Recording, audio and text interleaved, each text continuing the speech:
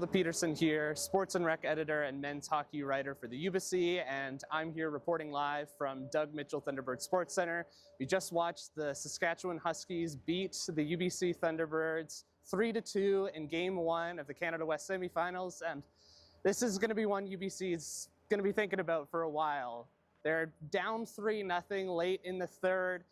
They muscle their way all the way back, getting within a goal. You have Captain Chris Douglas on the power play midway through the period, cutting up through the entire defense, getting kind of the energy going again. They get within a goal, they pull the goalie with a couple minutes left, and then Saskatchewan goalie Nolan Maier, with one of the best saves that you'll see all year at any level of hockey. And at that point, 40 seconds left, the game is over.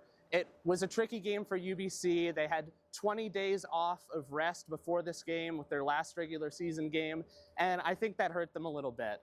Their head coach Sven Budenschön talked about it a little bit in the locker room after the game. The players kind of had a little bit of trouble processing the game coming to them when they got back on the ice, and I think that played into a little bit them falling behind early, not getting a lot of shots on goal, allowing some odd man rushes the other way, and in the end that cost them. Now, it's a 3-game series. They're going to have another chance tomorrow, Saturday, at the same time, 7 p.m., but they're going to have to start a little bit faster, and you'd think after this kind of game, getting the energy up, that maybe they'll have a little bit more of a spark to start the next one.